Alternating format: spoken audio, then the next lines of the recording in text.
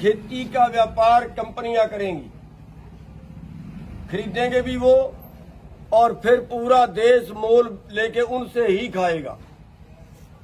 और जब मोल लेके खाएगा, ये केवल किसान आंदोलन नहीं है। अब उन्होंने सेब खरीदा है 25 रुपए, और अगर आप अडानी का सेब आप खरीदो तो आपको मिलेगा 260 रुपए। मालकों से खरीदा 25 रुपए, आपसे प्याज खरीदा 8 रुपए, आपको ही वापस बेचा 80 रुपए। तो पूरे देश का जो एग्रो बिजनेस है, जो पहले लाखों लोग करते थे, कितने आड़ती कितने व्यापारी शामिल थे, अब वो लोग नहीं करेंगे। अब सीधी कंपनियां उसमें आ गई। आप देख रहे हो अडानी ने सेल्लो के दाम बढ़ा दिए, अब मंडी में गेहूं नहीं जाएगी, सीधी उनके गोदामों में जाएगी। डांड में आप देख रहे हो अब की बार 4 मंडियां बंद की है उन्होंने। पूरे देश के अंदर गोदाम धड़ाधड़ बढ़ रहे हैं। आगे सेलर भी वो लगेंगे कि आप जीरी ले जाओगे, सीधी सेलर में डंप होगी, आपका मॉइस्चर चेक करके बता देंगे, आपकी क्वालिटी चेक करके बता देंगे, उस हिसाब से कट लगेगा। और गिल्ली भी जाएगी तो ठीक है, और उसका चावल बाहर निकल के थैलियों में पड़ के ही वापस आएगा। सारा बाजारी सिस्टम खत्म। और फिर जब आप लोग उनसे मोल लेके खाओगे, हमारे गांव का ही मजदूर उनसे मोल लेके खाएगा, तो फिर वो उस रेट पे नहीं मिलेगा जिस रेट पे अब मिलता, उससे 4 गुने ज्यादा पे मिलेगा। ये आंदोलन सभी के लिए है। और हमारे देश के जो कानून बन रहे हैं, कंपनियों के दबाव में कंपनियों से पैसा लेते हैं चुनाव लड़ने के लिए, और फिर उन्हीं के पक्ष के कानून बनाते हैं।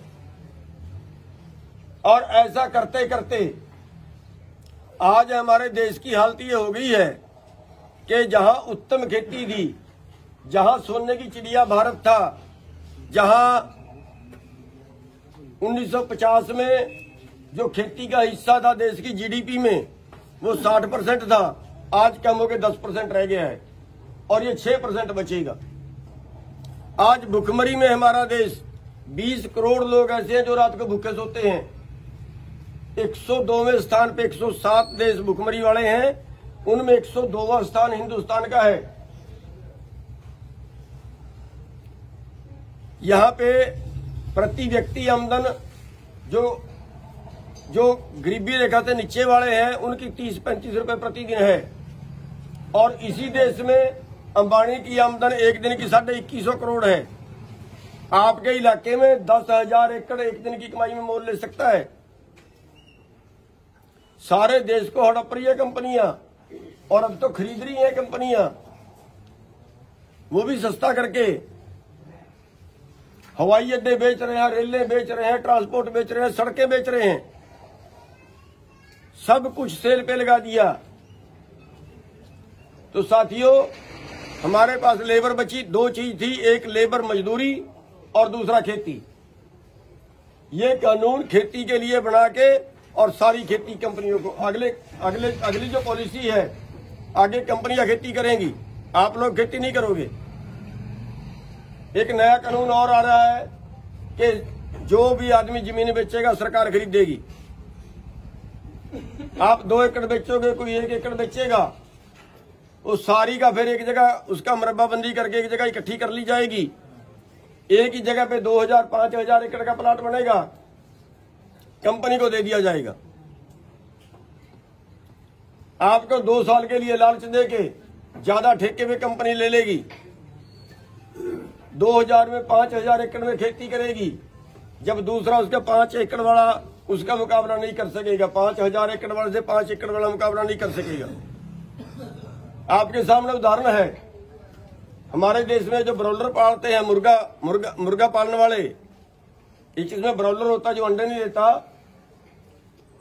2004 में उसमें कंपनी आई, और आज ब्रॉयलर का 95% कारोबार केवल 17 साल में 95% कारोबार कंपनियों को चला गया। सब पोल्ट्री फार्म वाले, ब्रॉयलर वाले खाली होकर बैठ गए। यही कंपनियां खेती में आएंगी, 10 साल में 15 साल में यहाँ का किसान बिल्कुल खाली, टोटल का टोटल कारोबार आपके पास से जाएगा। बाकी बची आपकी मजदूरी। आज मजदूरी का हाल देखिए, आज मजदूरी का रेट आधा है। जो लेबर कोड थे सारे तोड़ दिए गए हैं। जहां 8 घंटे काम करवाने का कानून था, 12 घंटे काम करवाने का कानून बन गया है। कितनी देर भी करवा सकता है। और मजदूरी, मैं एक शोरूम पे गया, वहां पे 2 लड़के काम करते, काफी लड़के काम कर रहे थे। मैंने 2 को पूछा, एक 6800 रुपये ले रहा है, एक 7,000 रुपये ले रहा है, और 11 घंटे काम कर रहे हैं। सरकार का रेट न्यूनतम, जैसे हमारी फसल का रेट है, ऐसे मजदूरी का रेट न्यूनतम 9,500 के करीब है। 11 घंटे काम, 8 घंटे के 9,500 है, 11 घंटे काम करवाए तो 14,000 बनाते हैं, लेकिन उसको 7 मिल रहे हैं। सभी चीज का ऐसे होगा, यानी आपको मजदूरी करोगे तो उसका भी रेट नहीं मिलेगा। वो भी सारे महकमे ठेके पे दे दिए, ना मजदूरी का रेट ना फसल का रेट। यानी पहले भूख दो फिर भीख दो। 2-2 हजार रुपए में हमने वोट डाल दी। अभी जो उन्होंने थैलियां बांटी, 5-5 किलो गेहूं या 5-5 किलो चावल, हमारी लाइनें लगी हैं 5-5 किलो गेहूं लेने के लिए। पहले भूख देंगे फिर हमें भीख देंगे, और उनकी भीख के ऊपर ही जिंदा रहना पड़ेगा। इसलिए बिना लड़े, बिना ये आंदोलन जीते हमारी जिंदगी चलने वाली नहीं है। और ये आंदोलन जीतने के लिए हमें अत्याचार भी बर्दाश्त करने पड़ेंगे, लठ भी खाने पड़ेंगे, मुकदमे भी झेलने पड़ेंगे, और संतुलन भी बनाए रखना पड़ेगा। हमने किसी पे हमला नहीं करना है।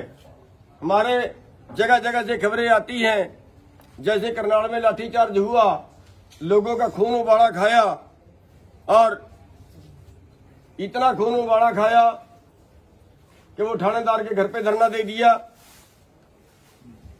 और जगह जगह पे हालात ऐसे हो गए कि जैसे आप मुहाराना आंदोलन हो जाए। अगर आंदोलन आप मुहारा हो गया तो आंदोलन टूट जाएगा, बचेगा नहीं। आपने जाट आंदोलन देखा है, जब ओवर कंट्रोल हुआ तो लड़के किसके मरे थे? 30-32 लड़के मरे हैं, सारे हमारे थे। आज सजा काट रहे हैं बहुत से लोग। क्या कर लिया हमने? और आंदोलन खत्म, कोई रिजल्ट नहीं निकला। इसलिए इस आंदोलन को बचा के रखना जरूरी है। अगर हम किसी को मारेंगे, देखिए हमारे सिर पाड़े हैं, हमें लठ मारे हैं, तो देश का खून खोला, देश में जागृति आई है। देश में नहीं, दुनिया में जागृति आई है। अगर हम किसी को लठ मारते, अगर हम किसी के सिर पाड़ते, तो हमारे विरुद्ध यही जागृति आनी थी, सरकार के पक्ष में जाती। आंदोलन का एक तरीका यह भी है कि हम सरकार के इतने जुल्म सहें कि देश की आत्मा जाग जाए, अगले की भी आत्मा जाग जाए। और आज जो जागृति आपके अंदर है, वो एक आंदोलन की ताकत बनी हुई है। तो साथियों, हमने इस आंदोलन की ताकत को बचा के रखना है। हमने किसी पे हाथ नहीं उठाना। मुकदमे बनाएंगे हम झेलेंगे, जेलें अपनी तैयार करें हम काटेंगे, लठ मारेंगे हम खाएंगे, लेकिन बात अपनी मनवाए बिना वापिस हम नहीं आए।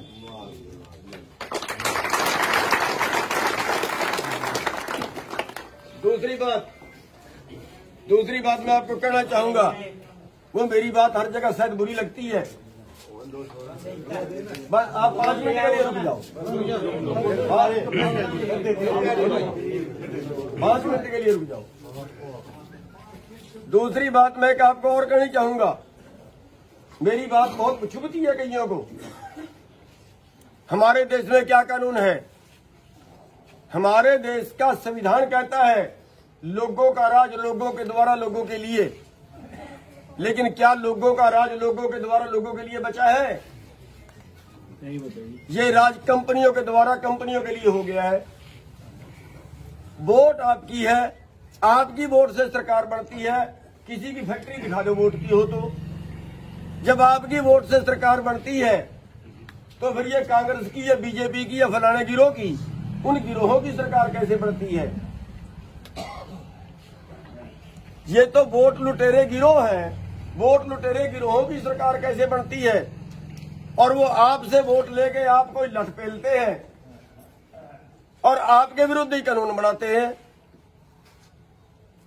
वोट आपकी है और हम अगले बार फिर उन्हीं को वोट देते हैं और वो हमें फिर लठ मारते हैं।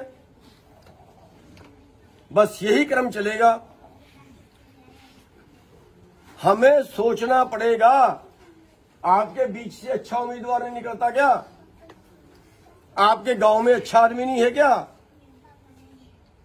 जितने मारो उनको सारे को आया को जो तलवे चाट रहे हैं हम उनके, जो हमें लठ मारते हैं हम उनके तलवे क्यों चाट रहे हैं? समझना पड़ेगा हमें। अभी चुनाव आएगा, सरपंची का आएगा, जिला परिषद का आएगा। आप एक छोटा सा काम कर लेना कि जिस भाई ने इस आंदोलन में साथ ना दिया हो, इस धर्म युद्ध में साथ ना दिया हो और वो आपके बीच आके उम्मीदवार बन जाए, उसको वोट मत डालना। इतना सा तो इसी इलेक्शन में कर लेना। अरे आपकी वोट आपकी ताकत है। आप बचा सकते हो, आप अपने परिवारों को, आप अपने आने वाली नस्लों को बचा सकते हो। अब भी टाइम है। आप अपनी वोट की ताकत से बचा सकते हो। क्यों? क्योंकि यहां वोट से सरकार बनती है, सरकार से कानून बनते हैं और कानूनों से आपका जो भला बुरा है वो होता है। 2 लाख के कर्जे में किसान फांसी खाता है। आज देश पे एग्रो इंडस्ट्री का कर्जा अलग कर देना तो 7.5 लाख, 7 लाख है और 8 लाख करोड़ के बीच कर्जा है किसानों पे एग्रीकल्चर का। पिछले 20 साल के अंदर 4 लाख मर चुके हैं जो रिकॉर्ड में आए, जिनका पर्चा दर्ज नहीं हुआ पता नहीं कितने हैं। और आज उसी देश के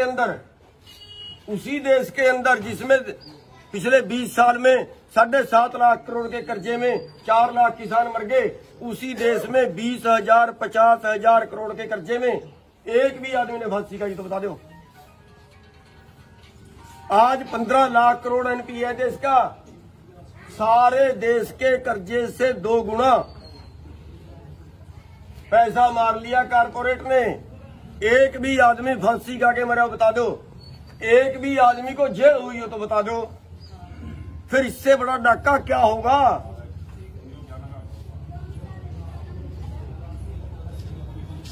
साथियों, ये कानून कौन बनाता है? ये कानून बनाती है आपकी वोट। आपकी वोट बनाती है कानून। आपकी वोट ये कानून भी बना सकती है कि किसान से कोई कर्जे में कोई उसकी जमीन नीलाम नहीं होगी। कल से देख लियो कोई एक भी किसान मर जाए, ऑर्डर कर दिया। आप 5 लाख रुपया कर्जा लेते हो, 5 लाख की 5 एकड़ जमीन रह कर लेते हैं वो 1 करोड़ रुपए की। कानून है हमारे देश में कि अगर आप 5 लाख रुपए लोन लेते हो ना तो 10 लाख रुपए से ज्यादा की प्रॉपर्टी रहन नहीं कर सकते। हमारी सारी जमीन रिलीज करनी चाहिए उन्हें। अगर 5 लाख का कर्जा है तो आधा किला रहन बढ़ता है। आधा किला रहन रखिए, 4.5 किले हमारे छोड़िए। अगर 4.5 किले छुट जाए, कहीं हमारे में मुसीबत आए, 2 कनाल बेच के हम शादी कर सकते हैं, 2 कनाल बेच के हम अपनी बीमारी का इलाज करा सकते हैं। कानून बनाने आपकी वोट में धक्का होता है आपके साथ में। हमारे पास 2 ही चीज है, एक हमारे पास मजदूरी है, दूसरी हमारे पास खेती है। हमारी दोनों लुट गई हैं और दोनों को आप लोग बचा सकते हो। साथियों, खैर अब तो यहां वोट का टाइम नहीं है, मैं लाइन दूसरी पकड़ गया, लेकिन आंदोलन से भी बहुत कुछ हो सकता है। भी आंदोलन का टाइम है, ये आंदोलन हमें तब तक लड़ना है जब तक हम जीत नहीं जाते। साथियों, एक बाबा था, जब वो नाचता था तो बारिश होती थी, गांव में अकाल पड़ता था, पंचायत इकट्ठी होकर जाती थी, बाबा से रिक्वेस्ट करती थी, बाबा बारिश करा। बाबा नाचता था, बारिश होती थी। 4 लड़के दिल्ली से पढ़ के आए, उन्होंने कहा ये पखंड है, नाचने से बारिश नहीं होती, और अगर नाचने से बारिश होती है तो हम भी नाचेंगे और बारिश करवाएंगे, हम करवाएंगे बारिश। अकाल पड़ गया, पंचायत इकट्ठी हुई, महात्मा के पास गए, वो लड़के भी चले गए, उन्होंने कहा हम करवाएंगे बारिश। नाचने लगे, कोई 2 घंटे नाचा, कोई 3 घंटे नाचा, कोई 4 घंटे नाचा, बैठ गए, थक गए, बारिश नहीं हुई। उन्होंने कहा महात्मा जी अब आप करवा के दिखाओ, अगर आप में ताकत है तो। महात्मा ने नाचना शुरू किया। देर रात हो गई, 9 बज गए, 10 बज गए, 11 बज गए, देर रात हो गई, आखिरकार बादल उठा, बारिश हुई, खूब हुई। उन लड़कों ने पूछा महात्मा जी आपके नाचने से बारिश कैसे हुई, हमारे नाचने से बारिश क्यों नहीं हुई? उन्होंने कहा मैं 2 तरह से सोचता हूं। एक, मैं ये सोचता हूं कि जब मैं नाचूंगा तो परमात्मा दया जरूर करेगा, जब मैं नाचूंगा तो परमात्मा बारिश जरूर करेगा, दया जरूर करेगा। और दूसरा, मैं तब तक नाचूंगा जब तक बारिश नहीं होगी। इसलिए आपको भी दोनों तरीके से सोचना है। एक तो उस ऊपर वाले पे विश्वास रखना है कि हम आंदोलन जरूर जीतेंगे, और दूसरा, जब तक हम जीतेंगे नहीं तब तक हम लड़ते रहेंगे, चाहे मरे मौके पे। आपने गांव में आने का मौका दिया, आप सबका बहुत बहुत धन्यवाद।